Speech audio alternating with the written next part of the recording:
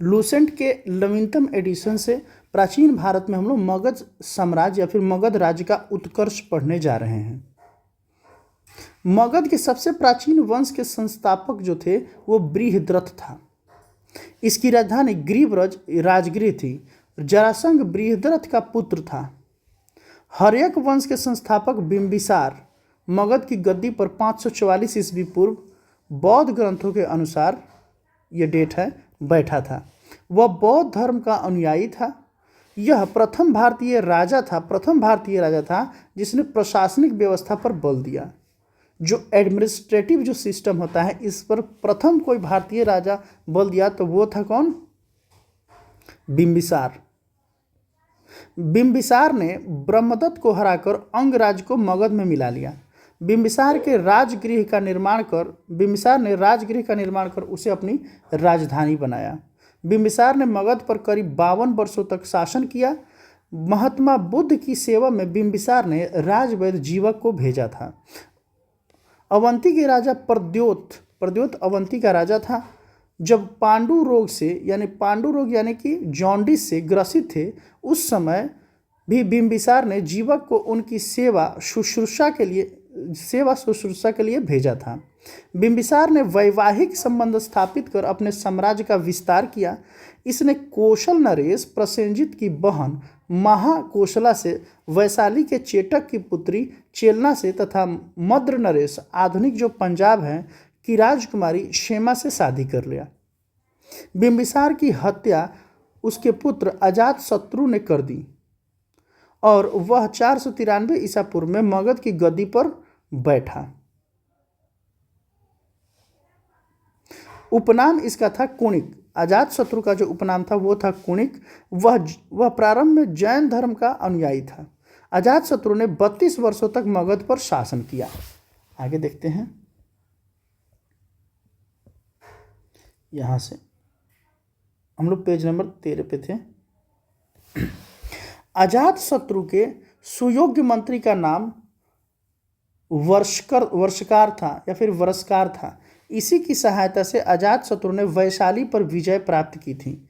जैन ग्रंथों से पता चलता है कि लिच्छवियों से युद्ध में अजातशत्रु ने प्रथम बार रथ मुसल आधुनिक टैंकों के समान था तथा महाशिला कंटक जो कि गुलेल या फिर कैटापुल्ट जिसको बोलते हैं जैसे 2 गुप्त हथियारों का प्रयोग किया था।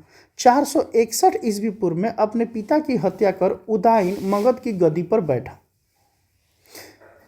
उदाइन ने पाटलिपुत्र ग्राम की स्थापना की। वह जैन धर्म का अनुयायी था। हर्यक वंश का अंतिम राजा उदाइन का पुत्र नागदशक था। नागदशक को उसके आमत्य शिशुनाग ने 412 ईसा पूर्व में अपदस्थ यानी कि पद से हटा दिया। अपदस्थ करके मगध पर शिशुनाग वंश की स्थापना की। शिशुनाग ने अपनी राजधानी पाटलिपुत्र से हटाकर वैशाली में स्थापित की। शिशुनाग का उत्तराधिकारी हुआ कालाशोक। पुनः राजधानी को पाटलिपुत्र ले गया। शिशुनाग वंश का अंतिम शासक नंदीवर्धन था। नंद वंश का संस्थापक महापद्म नंद व अंतिम शासक घनानंद था। यह सिकंदर का समकालीन था। इसे चंद्रगुप्त मौर्य ने युद्ध में पराजित किया और मगध पर एक नए वंश मौर्य वंश की स्थापना की। सिकंदर का जन्म 356 ईसा पूर्व में हुआ। उसका पिता फिलिप था। फिलिप 359 ईसा पूर्व में मकदोनिया यानी कि मेसिडोनिया का शासक बना।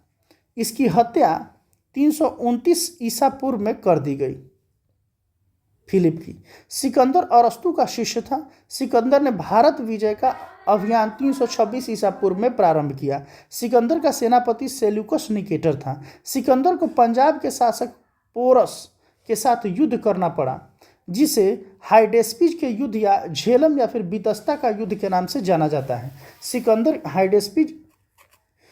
सिकंदर को पंजाब के शासक पोरस के साथ युद्ध करना पड़ा जिसे हाइडेस्पिज के युद्ध या फिर झेलम या फिर बितस्ता का युद्ध के नाम से जाना जाता है। सिकंदर की सेना ब्यास नदी यानी कि प्राचीन नाम बिपाशा, यूनान का नाम हाइफासिस के पश्चिम तट पर पहुंचकर उसे पार करने से इनकार कर दिया। सिकंदर स्थल मार्ग द्वारा 325 ईसा पूर्व में भारत से लौट गया। सिकंदर की मृत्यु 323 ईसा पूर्व में बेबीलोन में 33 वर्ष की अवस्था में हो गई। सिकंदर का जल सेनापति नियार्कस था।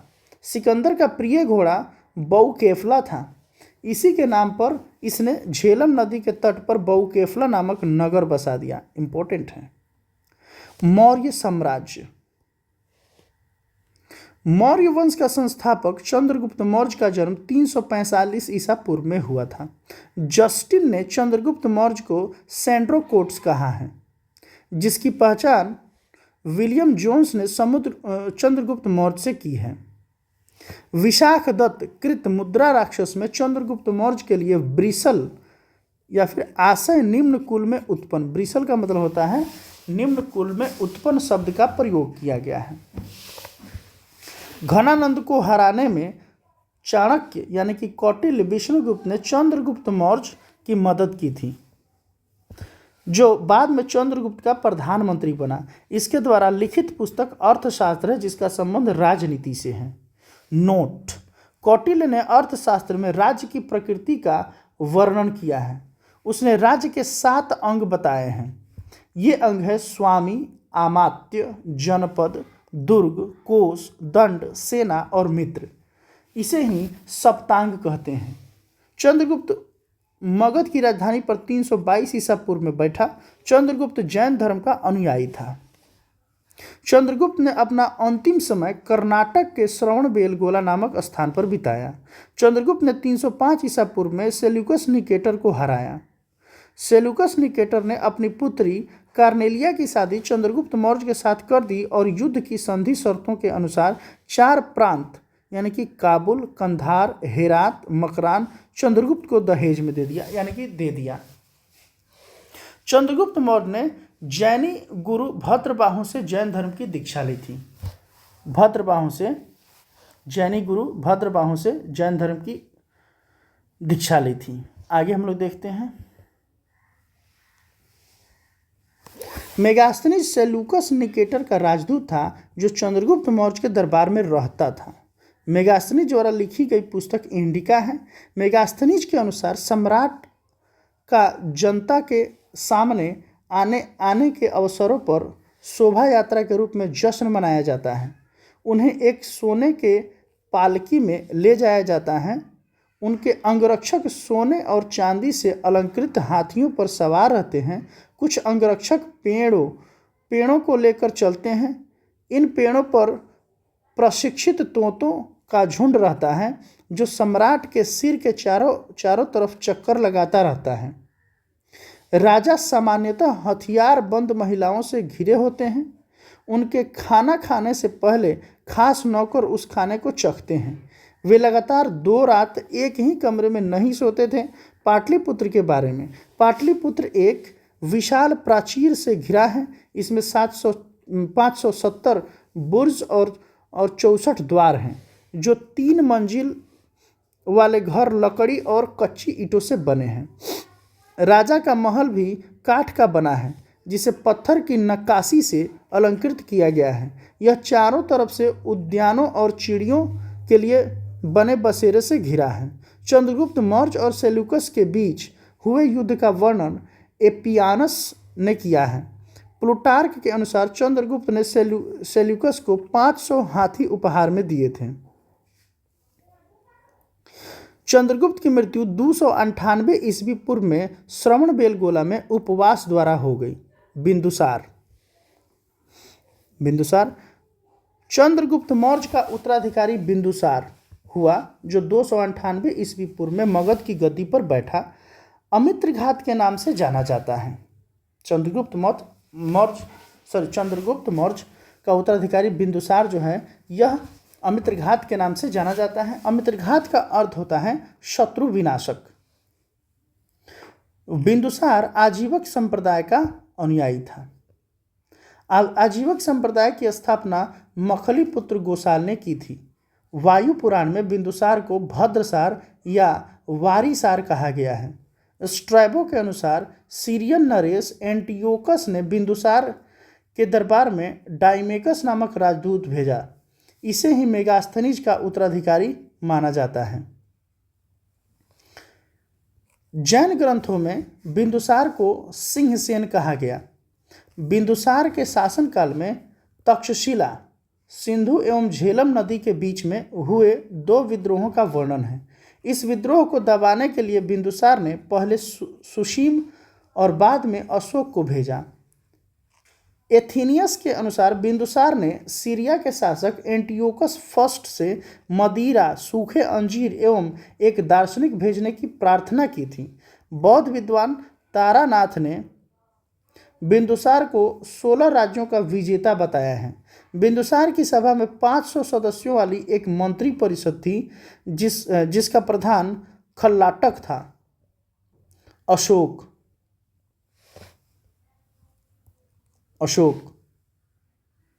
बिंदुसार का उत्तराधिकारी अशोक महान हुआ, जो 269 ईसा पूर्व में मगध की राजधानी पर बैठा। अशोक की माता का नाम शुभद्रांगी था।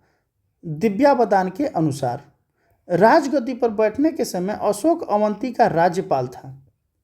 मास्की, गुर्जरा, नेत्तूर एवं उडेगोलम के लेखों में अशोक का नाम अशोक मिलता है।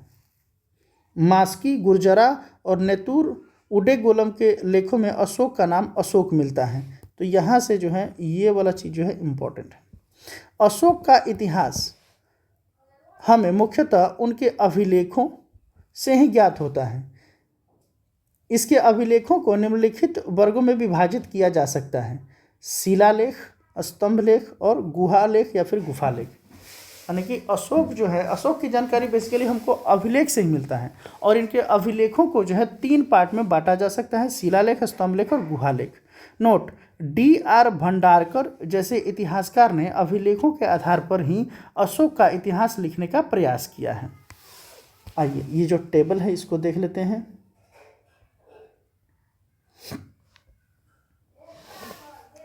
मौर्य प्रांत और राजधानी। जो उत्तरापद था मौर्य प्रांत के समय, उत्तरापद उसका जो राजधानी था तक्षशिला था। अवंती राष्ट्र की राजधानी उज्जैनी थी और कलिंग प्रांत की राजधानी तोसली थी। दक्षिणापथ की राजधानी सुवर्णगिरी थी और प्रासी या फिर पूर्व प्रांत का जो राजधानी थी वो थी पाटलिपुत्रा। नेक्स्ट देखते हैं हम लोग।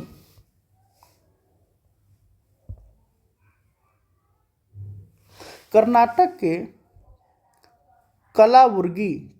के कलाबुर्गी जिले के चितापुर तालुक के कंगनहली से प्राप्त उभारदार मूर्ति शिल्प, रिलीफ स्कल्पचर, शिलालेख में अशोक के प्रस्तर रूप चित्र के साथ रानियों अशोक, यानी कि उनका वहाँ पे पहली बार चित्र मिलता है राजा का, कर्नाटक में कंगनहली में। राजा अशोक, रानी अशोक का तो राजा अशोक उल्लिखित हैं।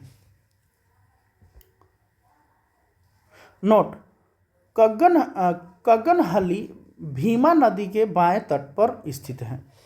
भ्रावु अभिलेख में अशोक ने स्वयं को मगध का राजा बताया है। पुराणों में अशोक को अशोक वर्धन कहा गया है। देवा नाम पियदसी अशोक का ही नाम था। अशोक ने अपने अभिषेक 8 वर्ष बाद लगभग 261 ईसा पूर्व में कलिंग पर आक्रमण किया और कलिंग की राजधानी तोसली पर अधिकार कर लिया। उल्लेख जो यह 13वें शिलालेख में है। प्लिनी का कथन है कि मिस्र का राजा फिलाडेल्फस टॉलेमी ने पाटलिपुत्र में डायोनिसियस नाम का एक राजदूत भेजा था। उपगुप्त नामक बौद्ध भिक्षु ने अशोक को बौद्ध धर्म की दीक्षा दी थी। अशोक पहले ब्राह्मण धर्म का अनुयायी था। कलहण के राजतरंगिणी से पता चलता है कि वह शैव धर्म का उपासक था। निग्रोध के प्रवचन सुनकर उसने बौद्ध धर्म को अपना लिया। अशोक एक उपासक के रूप में अपने राज्याभिषेक के 10वें वर्ष बोध गया की, 12वें वर्ष निगाली सागर की एवं 20वें वर्ष में लुम्बिनी की यात्रा किया। यहाँ से भी क्वेश्चन पूछता है। अहरौरा लेख में यह घोषणा की गई है कि अशोक व्यक्तिगत रूप से बौद्ध धर्म का अनुयायी था। रुम्नीदेई स्तंभ अभिलेख और निगाली सागर स्तंभ अभिलेख बौद्ध मत में अशोक की आस्था का स्पष्ट प्रमाण देता है। यानी कि अशोक जो है बौद्ध धर्म में गया, इसका सबसे ठोस प्रमाण जो है रुम्नीदेई स्तंभ अभिलेख और निगाली सागर स्तंभ अभिलेख है। आगे हम लोग देखते हैं, पहले ऊपर वाला टेबल हम लोग ये देख लेते हैं। ये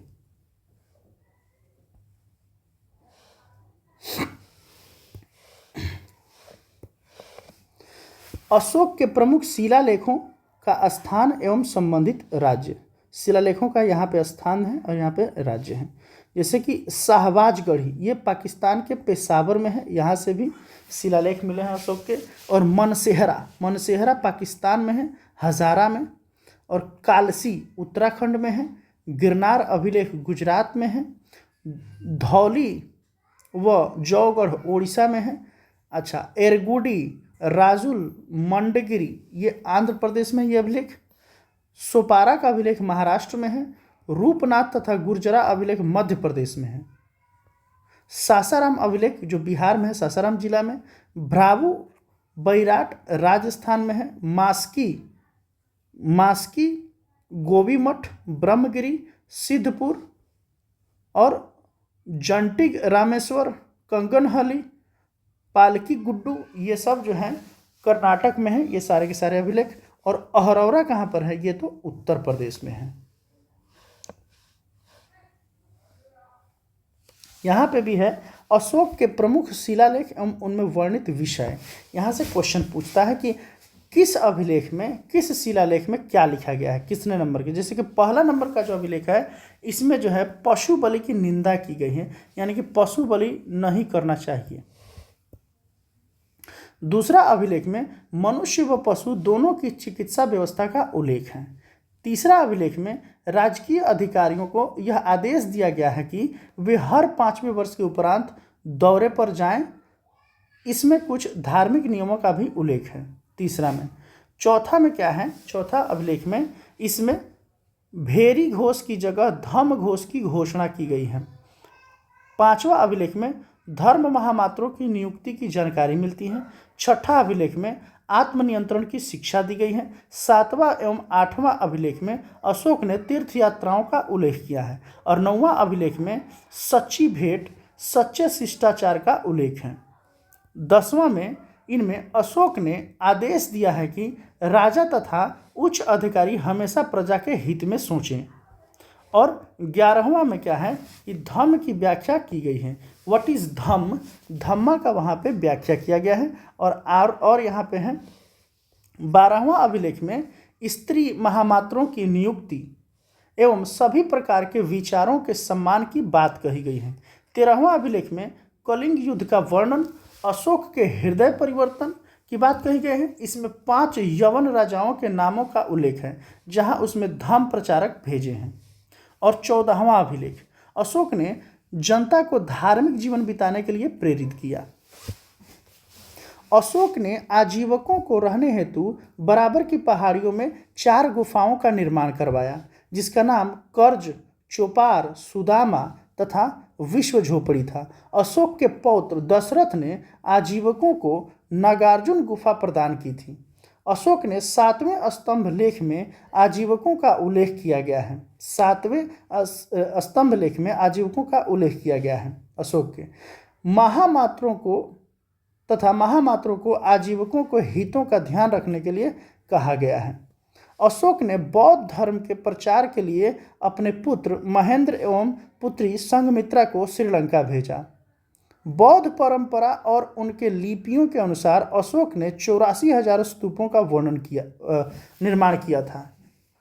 बौद्ध परंपरा और उनके लिपियों के अनुसार अशोक ने 84,000 स्तूपों का निर्माण किया था। भारत में शिलालेख का प्रचलन सर्वप्रथम अशोक ने किया है।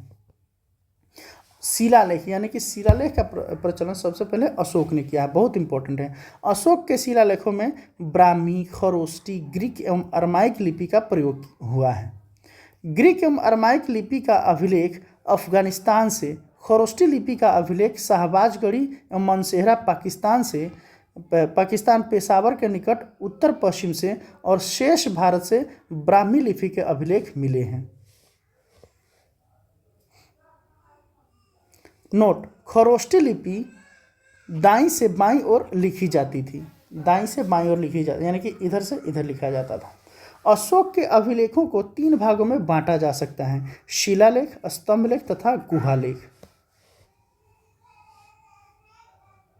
अशोक के शिलालेखों की खोज 1750 ईस्वी में पादरेटी फैनथैलर ने की थी। इसकी संख्या 14 है। अशोक के शिलालेखों की संख्या 14 है। अशोक के अभिलेख पढ़ने में सबसे पहली सफलता 1837 में जेम्स प्रिंसेप को हुई। अशोक के स्तंभ लेखों की संख्या 7 है, केवल ब्राह्मी लिपि में लिखी गई है। 7 जो अभिलेख हैं स्तंभलेख, जो केवल ब्राह्मी लिपि में, जो कि भारत में है। यह 6 अलग अलग स्थानों से प्राप्त हुआ है। वो स्थान इस प्रकार हैं: प्रयाग स्तंभलेख, यह पहले कौशाम्बी में स्थित था। इस स्तंभलेख में अकबर ने इलाहाबाद के किले में स्थापित कराया। दिल्ली टोपरा, यह स्तंभलेख फिरोज शाह तुगलक के द्वारा टोपरा से दिल्ली लाया गया। दिल्ली मेरठ, पहले मेरठ में स्थित यह स्तंभलेख फिरोज शाह द्वारा दिल्ली लाया गया। रामपुरवा, यह स्तंभलेख चंपारण बिहार में स्थित है। इसकी खोज 1872 में कार्लाइल ने की थी। लौरिया अरेराज, चंपारण बिहार में है, और लौरिया नंदनगढ़, यह चंपारण बिहार में है। इस स्तंभ पर मोर का चित्र बना है, जो चंपारण बिहार नंदनगढ़ वाला है।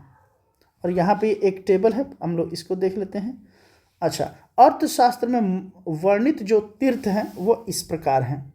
अर्थशास्त्र यानी कि जो कौटिल्य का अर्थशास्त्र है, उसमें मंत्री जो है, मंत्री किसको कहा जाता था? प्रधानमंत्री को। पुरोहित धर्म एवं दान विभाग का प्रधान होता था पुरोहित। सेनापति सैन्य विभाग का प्रधान होता था। युवराज राजपुत्र होता था, और दौवारिक राजकीय द्वार रक्षक होता था।